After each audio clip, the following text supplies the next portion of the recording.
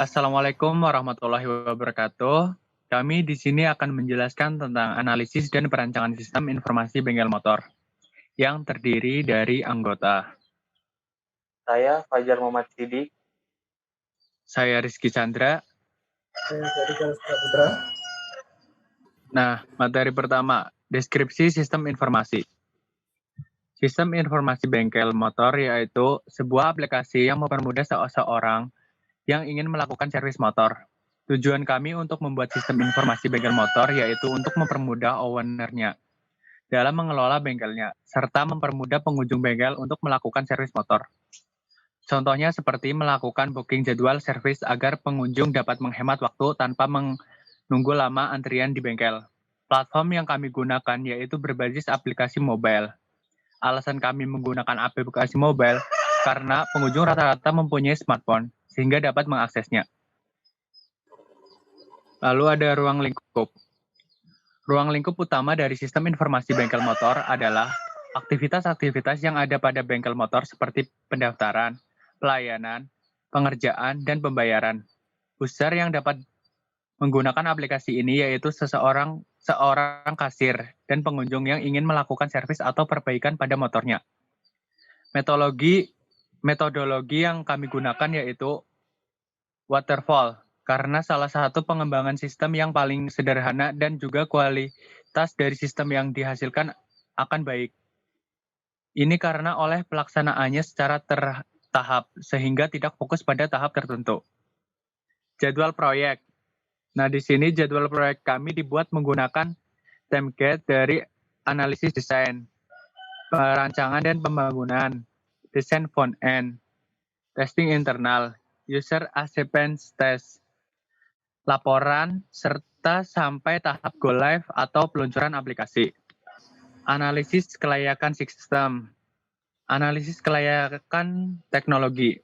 Merupakan teknologi yang dapat digunakan seperti hardware dan software, apa yang akan digunakan dalam sistem yang akan dibangun. Jika teknologi yang akan digunakan adalah teknologi yang tidak mahal dan tidak sulit didapat, maka sistem tersebut dapat dikatakan layak. Analisis kelayakan ekonomi, yaitu keuntungan atau kerugian yang dapat didapat dari sistem itu sendiri. Analisis biaya dan manfaat. Sistem informasi akan memberikan manfaat-manfaat yang dapat berupa pengamatan atau manfaat-manfaat baru. Lalu ada analisis kelayakan hukum. Kelayakan hukum lebih kepada sistem yang direncanakan, tidak bertentangan dengan peraturan dan norma yang berlaku.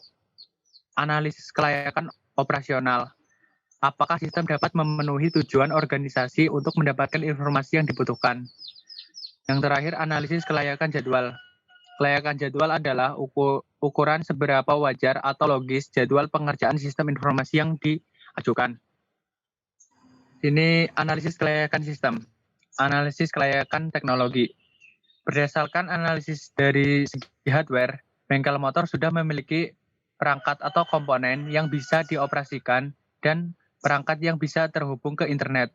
Sedangkan dari segi software, sudah tersedia software untuk mengakses internet.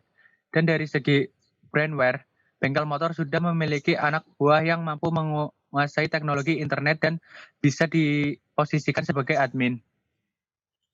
Analisis kelayakan ekonomi. Untuk menganalisis kelayakan ekonomi menggunakan kalkulasi yang dinamakan cost benefit analysis atau analisis biaya dan manfaat. Tujuan dari analisis biaya dan manfaat adalah untuk memberikan gambaran apakah manfaat yang diperoleh dari sistem yang baru lebih besar dibandingkan dengan biaya yang dikeluarkan. Secara ekonomi, layak yang akan dijelaskan menggunakan analisis dengan biaya yang dikeluarkan. Lalu ada analisis biaya manfaat. Di sini tertera tabel sebagai berikut. Lalu ada payback period. Nah, jadi investasi akan kembali selama 2 tahun. Analisis biaya manfaat. Di sini ada NPV, Net Present Value. Di sini ditetapkan suku bunga diskonto 6,50%. Lalu ada ROI, Return of Investment. ROI di sini 65,99. Lalu akan dijelaskan oleh teman saya. Oke, di sini saya akan menjelaskan analisis kelayakan sistem. Analisis yang pertama itu analisis kelayakan hukum. Secara hukum, aplikasi Android yang akan dibuat telah memenuhi aturan undang-undang yang berlaku. Alasan layak secara hukum karena aplikasi Android yang akan kami buat menggunakan perangkat lunak yang legal dan bersifat open source. Sistem operasi utama yang dipakai untuk menerapkan sistem adalah sistem operasi Android. Sistem Android tersebut berlaku mulai dari Android versi 8.0 atau Oreo sampai dengan Android terbaru dan iOS dengan versi 8 hingga yang terbaru. Yang kedua, analisis kelayakan operasional. Sistem ini dibuat dengan memperhatikan kebutuhan dan kemudahan untuk pelanggan atau pengunjung dan pemilik bengkel motor dalam mengakses informasi. Desain dan struktur sistem yang kami bangun tidak berbeda dengan yang biasa digunakan, bertujuan untuk mempermudah dalam penggunaan. Di sini itu identifikasi masalah dan workflow. Ini tabelnya mungkin kurang kelihatan, nanti bisa dilihat di makalah kami yang saya cantumkan di deskripsi di YouTube nanti ya. Analisis kebutuhan sistem. Yang pertama itu analisis kebutuhan fungsional, yaitu sistem dapat melakukan pendataan terhadap barang yang keluar dan masuk. Yang kedua, analisis kebutuhan non fungsional. Yang ketiga, analisis operasional atau kebutuhan pengguna dalam menjalankan aplikasi. Yang keempat, analisis informasi, yaitu validasi untuk menginformasikan apabila ada masalah. Yang kelima, analisis kerja, waktu yang dibutuhkan untuk melakukan pemesanan. Yang keenam, analisis keamanan sistem aplikasi yang mendeteksi jika terjadi orderan fiktif. Pemodelan proses, di sini ada jenjang diagram proses, yaitu merupakan alat perancangan sistem yang dapat menampilkan seluruh proses yang terdapat pada suatu aplikasi tertentu dengan jelas dan terstruktur. Konteks diagram, apabila diartikan, diagram konteks ini adalah diagram yang terdiri dari sebuah metode yang dengannya dapat menjelaskan lingkup sebuah sistem. Diagram konteks menjelaskan sistem secara umum, sedangkan DFD menjelaskan sistem tersebut lebih detail hingga bagian terkecil, seperti titik dalam setiap bagian yang dimiliki oleh program. DFD level 1. DFD level 1 adalah tahapan lebih lanjut tentang DFD level 0. Semua proses yang ada pada DFD level 0 akan dirinci dengan lengkap sehingga lebih lengkap dan detail. Proses-proses utama yang ada akan di-switch menjadi subproses. ERD bengkel, ERD atau Entity Relationship Diagram adalah suatu model untuk menjelaskan hubungan antara data dalam basis data berdasarkan objek-objek dasar data yang mempunyai hubungan antar relasi. Gambar di samping merupakan ERD dari bengkel. Relasi antar tabel. Relasi adalah hubungan antara tabel yang merepresentasikan hubungan antar objek di dunia nyata.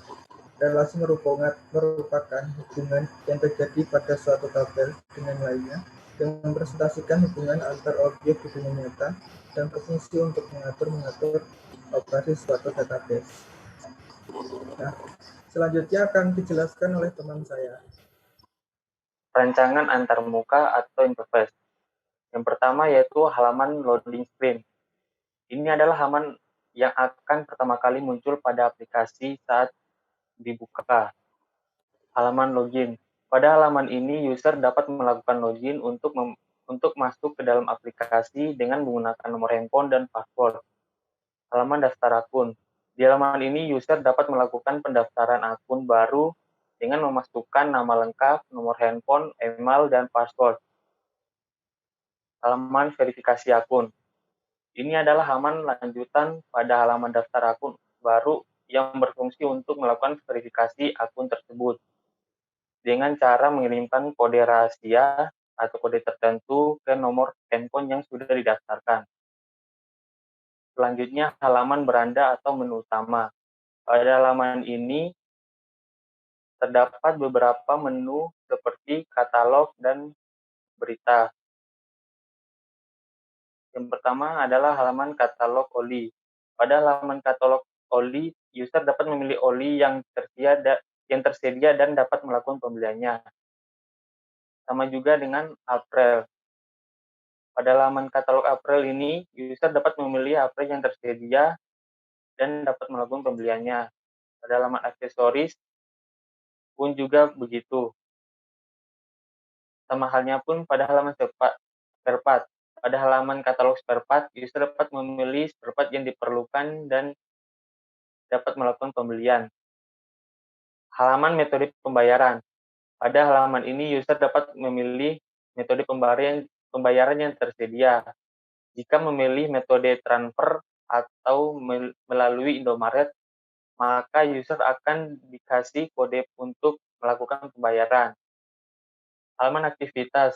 Pada halaman ini, user dapat melihat status servis, orderan yang ada, dan menu tracking untuk mengetahui barang yang dipesan sudah sampai di mana. Nah, ini adalah halaman trackingnya. Seperti yang sudah dijelaskan, ini adalah menu tracking pada pesanan user.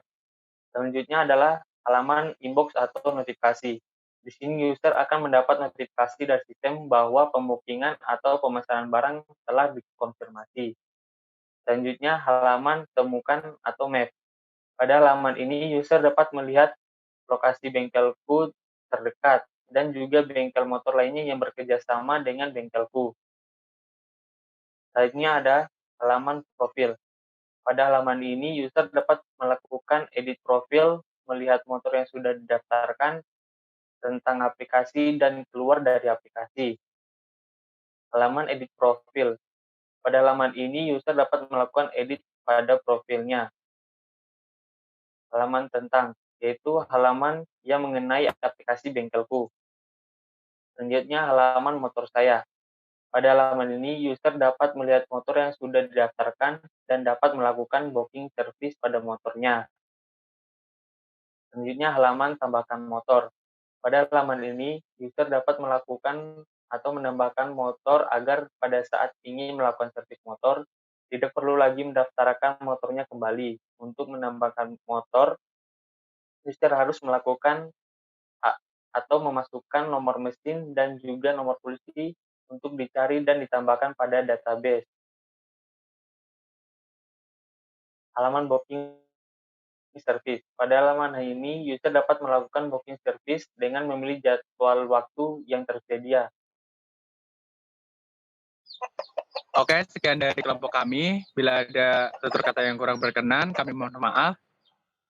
Jangan lupa share, komen, sama like, subscribe. Terima kasih. Assalamualaikum warahmatullahi wabarakatuh. Nah, Udah. udah.